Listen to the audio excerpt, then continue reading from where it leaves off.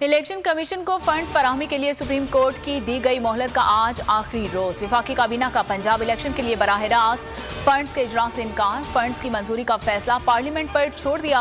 Parliament supreme से जो फैसला है वो कबूल करेगी और इजलास का इलामिया जारी।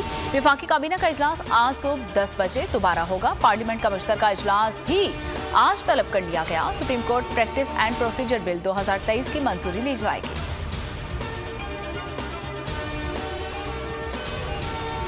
हुकूमत के जस्टिस काजी फाइज ईसा के खिलाफ क्यूरेटिव रिव्यू वापस लेने की दरख्वास्त समाअत के लिए मुकर्रर। चीफ जस्टिस आज चैम्बर में समाअत करेंगे।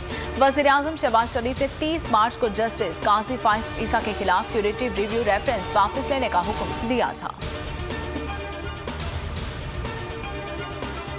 ये इनको डर ये था कि अगर इसको जेल में भी डालते हैं तो इसकी पॉपुलैरिटी ऊपर चली जाएगी। पाकिस्तानी कौम हमारे साथ खड़ी हो गई, लिहाजा इसको कत्ल करो, रास्ते से हटाओ। कि दो किस्म के इनके सामने मॉडल थे जो मेरे ऊपर आजमाए। पहले था सलमान तासीर का कत्ल, ये दूसरा मॉडल था मुर्तजा भुट्टो टाइप का कि इन्होंने अटैक करना था, यहाँ हो रहा है और उसी के अंदर जनाब इमरान खान कत्ल हो गया। तो वो मुर्तजा भुट्टो का मॉडल था, मेरे घर पे हमला कर दे।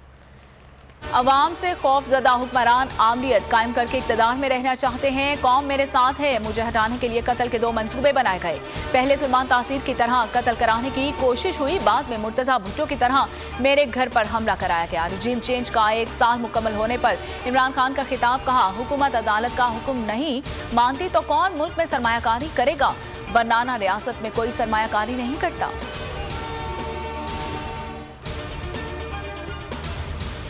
इस 1 साल में लोगों को रुसवाई के अलावा कुछ हासिल नहीं हुआ। आप देख रहे हैं कि महंगाई 9 अप्रैल 2022 की क्या थी, 12% अफरात ज़र था, आज 45-46% को छू रहा है। 9 अप्रैल को मुंतखब अवामी हुकूमत को हटाया गया। PTI का यौम सय्याह। तहरीक इंसाफ ने मौजूदा हुकूमत को मुल्की तारीख का स्याह बाब करार दे दिया। कहा इमरान खान पहले से ज्यादा मकबूल हैं। शाह महमूद कुरैशी बोल से गुफ्तगू करते हुए बोले कि 1 साल में अवाम को कुछ नहीं दिया गया। आज महंगाई 45% को छू रही है। शब्बर जैदी ने कहा कि जल्द इंतखाबात ही मुल्क को तबाही से बचा सकते हैं। इम्पोर्टेड हुकूमत नामंजूर, टॉप ट्रेंड।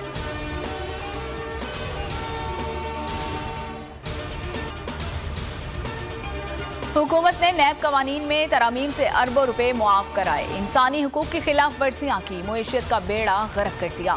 तहरीक इंसाफ ने हुकूमत की 1 साला कारकर्दगी पर वाइट पेपर जारी कर दिया। इसहाक डार पाकिस्तान के लिए आलमी सतह पर शर्मिंदगी का बायस बने। पेपर में कहा गया है कि PDM हुकूमत के दौरान दहशतगर्दी में भी इजाफा हुआ।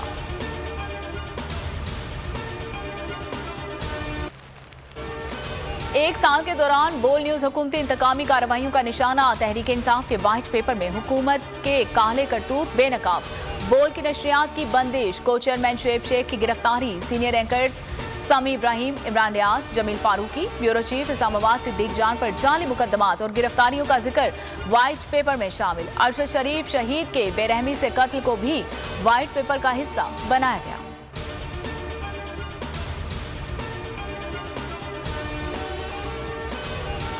एग्जैक्ट बहाना बोल निशाना, हकीकी सहाफत के लिए बोल पर जुल्म की दास्तान। जुबाबंदी के हथकंडे, सहाफियों की मावराए अदालत गिरफ्तारियां और तशद्दुद। बोल ने डोसियर जारी कर दिया। कहा एग्जैक्ट और बोल के दफातर पर कब्जा किया गया। चादर और 4 दीवारी का तकद्दुस पामाल हुआ। को चेयरमैन शुएब शेख के खिलाफ मन घड़त मुकदमात बनाए गए। शुएब शेख ने जुल्म और सितम का डट कर मुकाबला किया। कोई दिन ऐसा नहीं गुजरा जब पैमरा या केबल ऑपरेटर्स के जरिए बोल की आवाज दबाने की कोशिश ना की जाए, मगर कोई पुरसाने हाल नहीं। बोल हक और सच पर समझौता नहीं करेगा। बोल को कौम की दुआओं की जरूरत है और हमेशा रहेगी। जिसके खिलाफ एक मुजस्सम एक मुहिम चलाई जा रही है। आइन उसकी इजाजत नहीं देता। आइन का आर्टिकल 68 आप पढ़ लीजिए। आप जज के कॉन्डक्ट उसके बारे में डिस्कस ही नहीं कर सकते। जिस तरह की इन्होंने एक जाली प्रेस रिलीज दी, प्रेस की सिर्फ और सिर्फ सेक्रेटरी के दस्तखत से हो सकते हैं। ये हमारे रूल्स कहते हैं। वो इंडिपेंडेंट ग्रुप जो है वो जो इस वक्त लॉ मिनिस्टर है वो उनके लीडरान है, तो देखिए वहां से कंट्रोल हो रहा है। और आला अदलिया के खिलाफ प्रोपेगेंडा बेनकाब। सुप्रीम कोर्ट बार ने एग्जीक्यूटिव कमेटी से मंसूब प्रेस रिलीज को जाली करार दे दिया। सुप्रीम कोर्ट बार एसोसिएशन के सदर और सेक्रेटरी ने कहा कि इंडिपेंडेंट ग्रुप के इलामिया की कोई हैसियत नहीं। आबिद जुबैरी ने बोल से बातचीत में कहा कि चीफ जस्टिस के खिलाफ मुनज़्ज़म मुहिम चलाई जा रही है। आइन अदलिया के खिलाफ गुफ्तगू की इजाजत नहीं देता। प्रेस रिलीज सिर्फ सेक्रेटरी के दस्तखत से ही जारी हो सकती है। इंडिपेंडेंट ग्रुप को वफाकी वजीर कानून हेड करते हैं।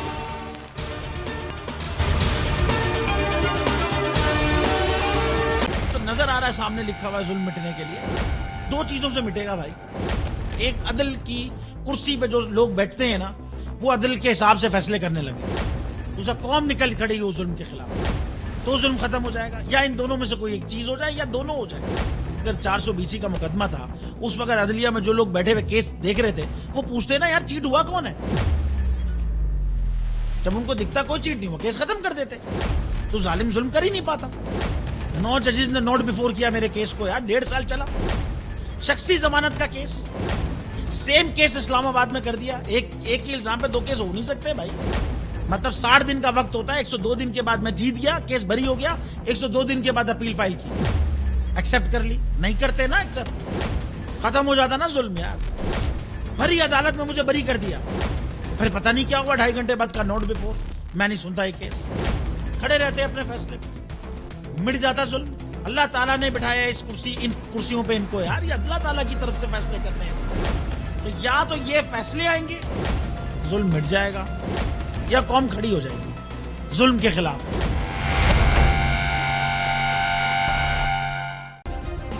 सब्सक्राइब करें और बेल दबाएं ताकि कोई खबर रह न जाए।